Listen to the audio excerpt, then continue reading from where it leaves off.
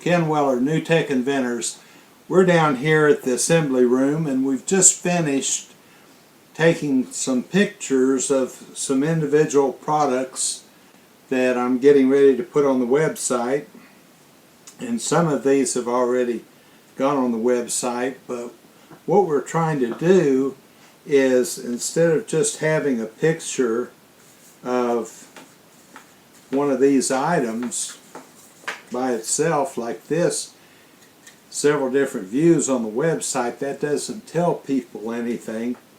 So what we did, we put several of these together and then took pictures of them actually doing something. For example, this one has a brush on it and we were doing a little bit of cleaning on a steel part. This one has some sandpaper drum on it and we were using it to deburr one of these pieces of metal right here that we use in the filament holder for the Kingroon printers.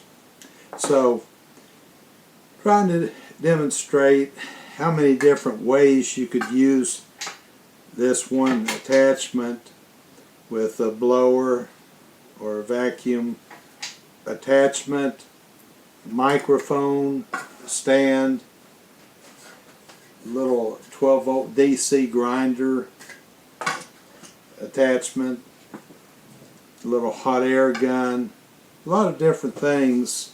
This is the FlexArm LED light that works with the helping hand like you see here on these, but it can also go into this device and be standalone.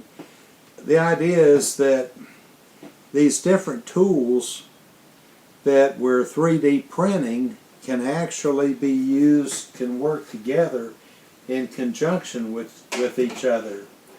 You can use a helping hand and have this as a grinder holder, or you can have the attachment on the helping hand as the grinder.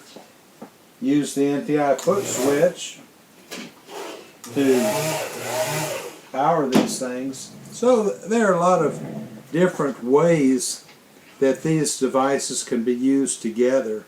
They can be used, you can have two of these and use them in conjunction with each other, and even have a clamp on one of them.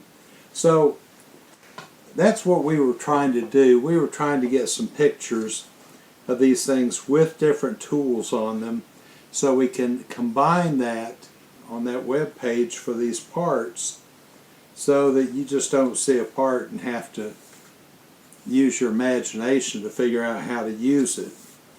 We're trying to actually show applications, and hopefully from that people will look at it and say, yeah, I can use it for that. Or they may think, well, if it can be used like that, I could use it by putting a magnifier, one of the FlexArm magnifiers on it, and use it in a certain part of my job or in my repair shop or just in my hobby. I don't know all of the applications that people are using these for. I think some of them are used in the jewelry making business. I know in the jewelry making business you have to have plenty of light, you have to be able to see well, you need magnification, especially if you're doing fine detail and so forth. My marketing person, Kelly, she's took the photos and she's taking those back and going to be editing those. We're also taking some short videos and we're going to take clips from that, and we've done some still frame shots from some videos that we've done, and we'll use that, but it all is part of marketing. If you make something and you want to sell it, the internet is a great place to put it. Whether it's on Amazon or eBay or on your own website, it's a great place to market stuff because you can reach millions of people with very little effort. You don't have to go rent a store and get up every morning and go to that store and unlock the door at 8 o'clock and stay there till 5 or 6 o'clock in the evening before you can go home, and you don't have to deal directly with customers. That was the way that everybody had to do business in the past.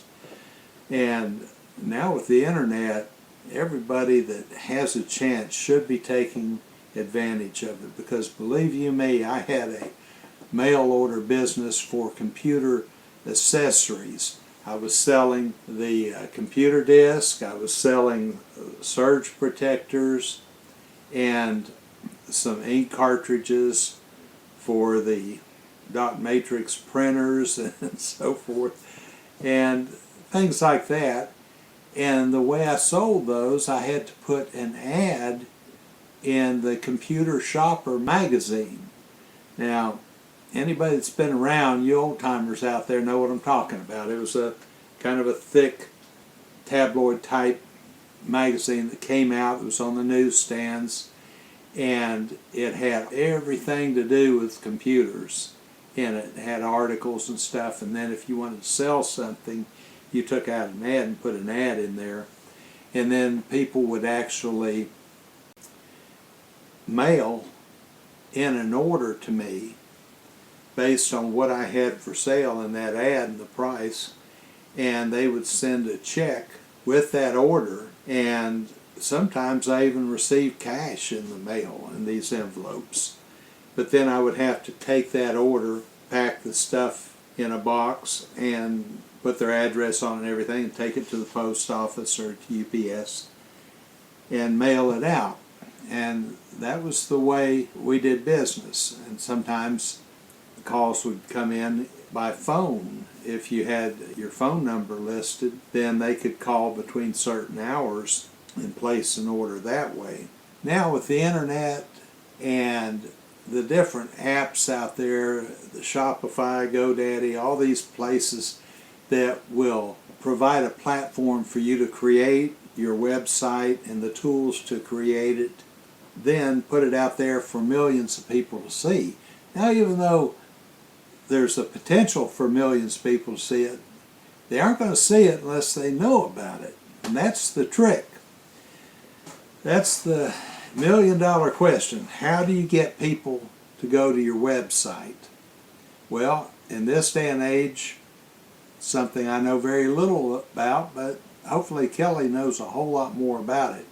Once we get the website and the ads in there the way we want them, to where they really show how these different devices work and how the helping hand works, how it can be used, then through social media you take little video clips or pictures and you put a group of pictures together that tell the story of the product and get it out there on social media. You'll have to sometimes pay for ads, for Google ads, or ads on YouTube, or Facebook ads, and that way they can kind of direct those ads to your market demographic. For example, with me on these filament holders for the Kingery printers, obviously they wouldn't be much use to anyone that isn't into 3D printing. Those ads, if they're on Google or YouTube or wherever, would be going toward people that are searching and looking at things like 3D printers and more specifically Kingery printers, because those would be the people who might buy this. This device could go to a number of people, but preferably to people that buy tools, work in a workshop environment, people that are into different hobbies, specifically jewelry making, model railroading, model airplane building, any type of a hobby these tools could be used in. You would be targeting that market. So that's what we're going to be doing.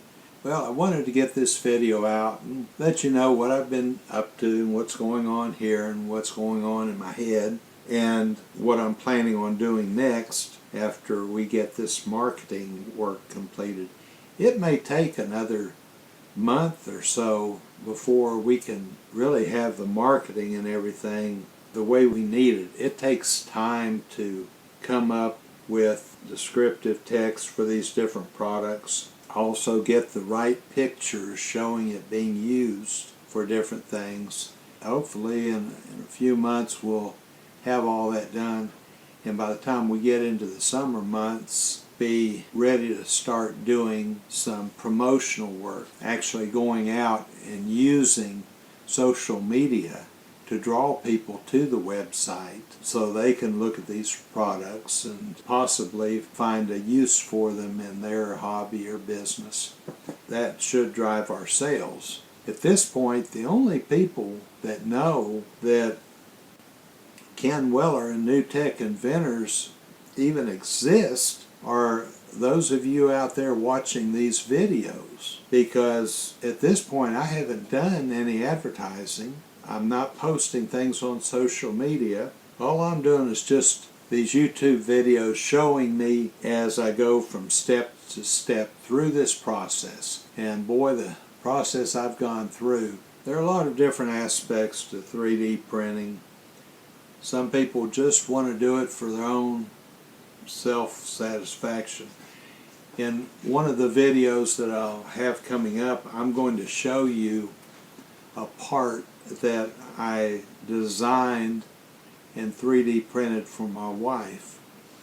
Now, for all of you that have wives out there that are thinking about getting into 3D printing, the number one rule is when your wife comes to you and says, "Hey, can you 3D print a part to do this for me or that?" You drop everything you're doing and you take care of that. So she came to me, she's into fish tanks and a reef tank, and she purchased a device that has a tall bottle of liquid, some kind of chemical, and at the top you hook a tube up to it, and there's a tube inside that goes to the bottom of the bottle. Then there's a little pump device that is kind of like a IV injection type device used in the medical industry. And this little device is in a little box, and the tube from that liquid bottle goes into that, and then the tube from that goes down into your water, into the salt water. And this device is programmed so it injects so many milligrams of this chemical into the water every time period, maybe every 12 hours or something like that. I don't know anything about the fish tanks or what this stuff does, but all I know is that she wanted some way to mount that on the back of her reef tank.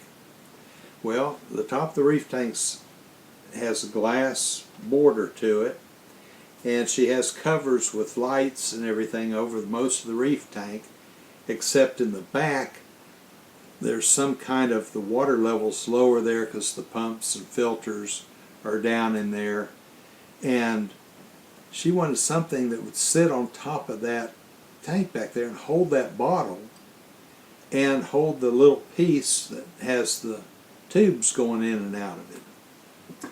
So I came up with a 3D printed part. It's about that size, and it has a round cylinder coming up that the bottle will fit down in so it won't spill, and then it has another square area that has a little lip that comes up about 1/2 inch that you set the box with the pump and everything in so it won't fall off. And then you just hook your tubes up to it and it's ready to go. Now, to get this to sit on the back of the tank, those of you that are doing 3D printing know that, okay, you got to start with a flat surface. So I started and did all this part that I just described, but then I printed another mirror image of it that had two legs that went down that would straddle the glass on the back, and then I had holes in it where I put some dowel pins that I printed in, so these two pieces would come together and sit on the back of that tank. And I finished that, and she's going to be installing it I guess, in the next day or two. But I'll include that in a video. It took about 12 hours to print those pieces. But I'll print them again just for doing a video and show you the whole process of putting it together. She thinks that I ought to sell this and sell it to the fish tank people or whatever, because she says a lot of them will use this, especially in saltwater tanks and reef tanks. And I've made other parts for her aquarium. Made a couple different things. She has some kind of filters, and I made the rings that she can make her own filters now to fit in these different devices, and some other things. There are a lot of things around the house that you can do in 3D printing, and parts that you can make. I make a lot of parts around here. All of these fluorescent lights that are up here overhead, they're up there because of the straps that I made that screw into the ceiling that hold those in place. Well, that's why I made these filament holders for these Kingroon printers, because I needed some better way to hold the filament on, because those little cradles that they set in, the spools would come off of them, especially when you got down near the end of the spool and the spool was light. And also, they weren't feeding as good this way on this particular KP3S. The filament goes right down into it, and these are ball bearing rollers on here, so that they don't jerk like filament sometimes jerks when you pull on it. If you notice, they'll turn real smooth. So until the next time, happy printing from NewTek Inventors.